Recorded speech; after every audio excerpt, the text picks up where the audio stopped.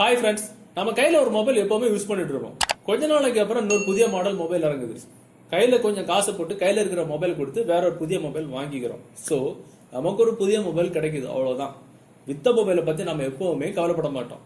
ஆனால் நாம கையில இருந்து கொடுத்து, அதாவது நம்ம யூஸ் பண்ண மொபைலை கொடுத்தோம்ல, அந்த மொபைல் இதுக்கு முன்னாடி நம்ம போட்டோ, நம்ம wife family photos, girlfriend boyfriend photos, நம்ம குழந்தைங்க போட்டோ, பிரைவேட்டான போட்டோஸ் எல்லாமே எடுத்து வச்சிருப்போம்.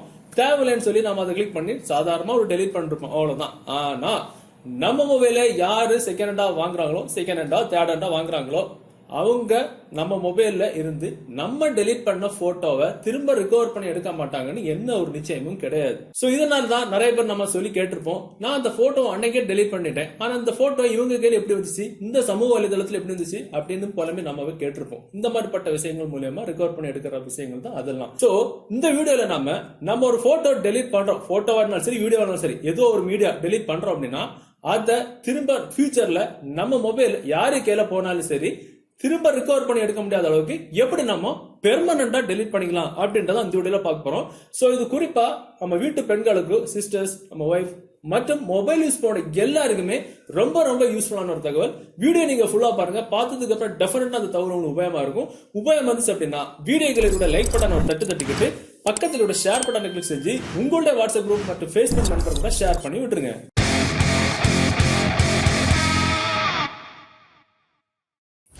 ஓகே ஃப்ரெண்ட்ஸ், இந்த காலத்துல வாட்ஸ்அப், ஃபேஸ்புக், ட்விட்டர், அது இதுன்னு ஏகப்பட்ட அப்ளிகேஷன்ஸ் டெய்லி நம்ம யூஸ் பண்ணிட்டு இருக்கோம். சோ அப்படி நம்ம யூஸ் பண்ற அப்ளிகேஷன்ஸ் கூட இன்னையில இருந்து இந்த அப்ளிகேஷனை நம்ம வந்து சேர்த்துக்கோம். ஏன்னா நம்ம ஒரு போட்டோ டெலிட் பண்றோம் அப்படின்னா இந்த போட்டோ நமக்கு தேவையில்லை, யாரு கையிலயும் நம்ம ஃபியூச்சர்ல கிடைக்க கூடாதுன்னு ஒரு போட்டோ நீங்க டெலிட் பண்றீங்க அப்படின்னா இந்த ட்ரிக்கை, இந்த வீடியோல சொல்ல போட்டு இந்த ட்ரிக்கை பயன்படுத்தி இந்த மாதிரி டெலிட் பண்ணிருங்க. சோ இந்த மெத்தட் பண்றதுக்கு ஒரு அப்ளிகேஷன் உதவியால தான் பண்ண முடியும். இந்த அப்ளிகேஷன் டவுன்லோட் பண்ற லிங்க் நீங்க பார்த்துட்டு இருக்கிற யூடியூப் வீடியோக்கு கீழே டிஸ்கிரிப்ஷன்ல இருக்கு, அதுல இருந்து டவுன்லோட் பண்ணிடுங்க. சோ டவுன்லோட் பண்ணி என்னென்ன செய்யணும் அப்படின்றது வீடியோல நம்ம பாத்துக்கலாம்.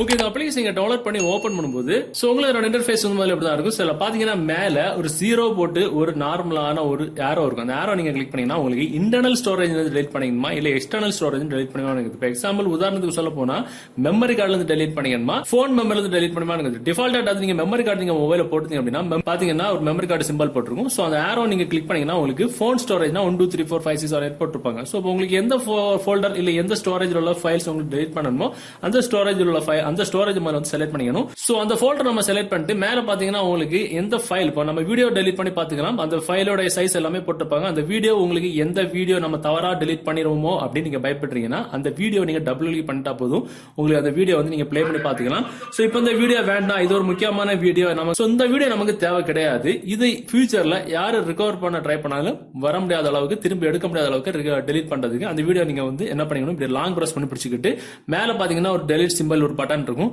அதை நீங்க கிளிக் பண்ண உடனே இதுல போட்டிருப்பாங்க files once deleted cannot be recovered later அப்படின்னு. அதாவது நீங்க அந்த ஃபைலை ஒரு தடவை டெலிட் பண்ணீங்கன்னா அதை ரிகவர் பண்ண முடியாது, cannot be recovered later, பிற்காலத்துல முடியாது. So do you want to securely delete அப்படின்னு போட்டு உங்களுக்கு பக்காவா டெலிட் பண்ணிக்கணுமா அப்படின்னு கேக்குது. சோ அந்த வீடியோ என்ன வீடியோ நம்ம டெலிட் செலக்ட் பண்ணிக்கோமோ அது MP4 ஃபைல். சோ இதுல எஸ் நம்ம கொடுத்துறோம் அப்படின்னா ஆட்டோமேட்டிக்கா அந்த ஃபைல் வந்து டெலிட் ஆயிடும். பாத்தீங்கன்னா secure deletion, your files be deleted secure அப்படின்னு போட்டிருப்பாங்க.